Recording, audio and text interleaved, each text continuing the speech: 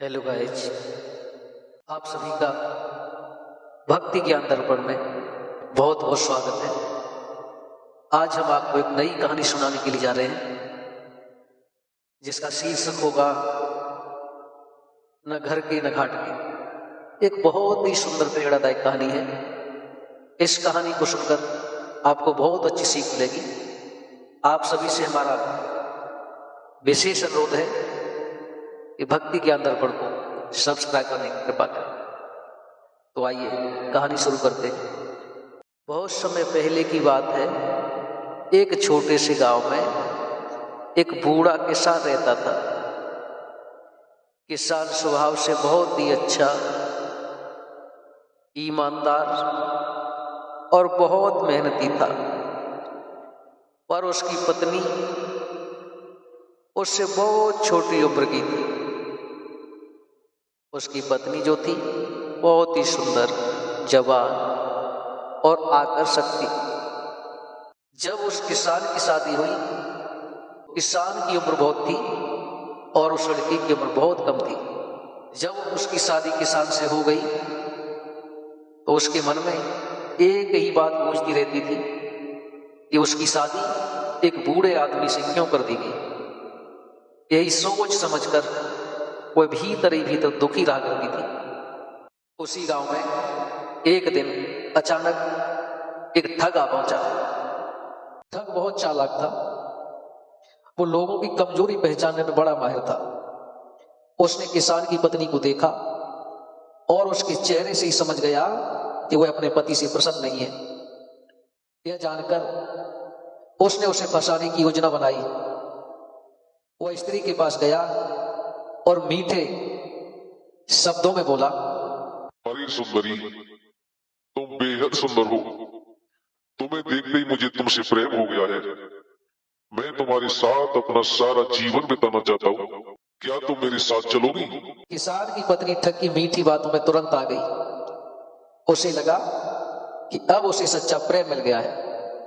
ठग ने आगे कहा, तुम्हारा पति तो बूढ़ा हो चुका है। वह धन दौलत का क्या करेगा?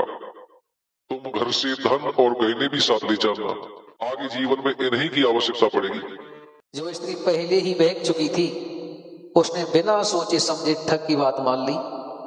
रात होते ही जब किसान और गांव के लोग गहरी नींद में सो रहे थे, वह अपने घर से सारा सामान, धन और गहने लेकर चुपचाप ठग के पास भाग गई। वे दोनों चलते चलते गांव से बहुत दूर निकल आए। सुबह होने पर रास्ते में एक बड़ी नदी मिली। नदी को देखते ही ठग के मन में एक नई योजना आई। उसने सोचा, क्यों न कोई बहाना बनाकर इसका सारा धन लेकर इसे यहीं छोड़ दूं। यह तो वैसे भी अब जवान नहीं रही। इस धन के सहारे मुझे कई सुंदर जवान औरतें मिल जाएंगी। नदी के किनारे खड़े होकर ठग बोला, हे प्रिय, इतना भारी धन साथ लेकर नदी पार करना बहुत मुश्किल होगा। पहले मैं यह धन नदी के पार किसी सुरक्षित जगह रखकर आता हूँ, फिर तुम्हें साथ ले जाऊंगा। किसान की पत्नी पहले ही उसकी बातों में डूब चुकी थी, इसलिए इस बार भी उसने बिना सोचे समझे धन की गठरी ठग को दे दी और वहीं बैठकर उसका इंतजार करने लगी।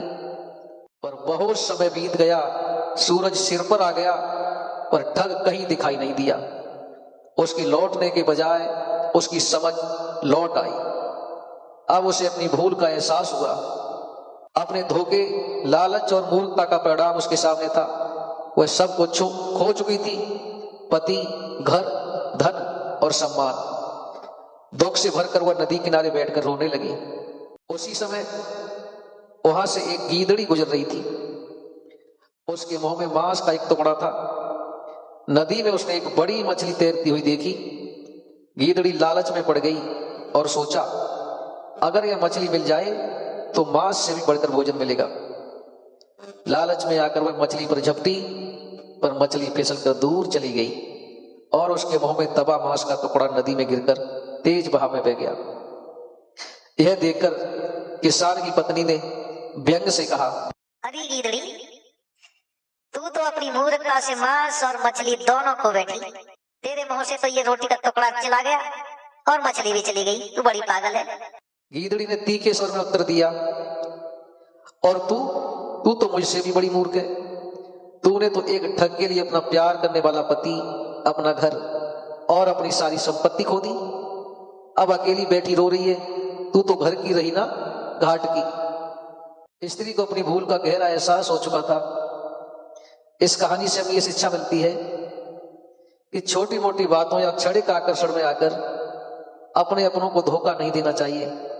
धोखे, लालच और गलत संगति का परिणाम हमेशा दुखद होता है।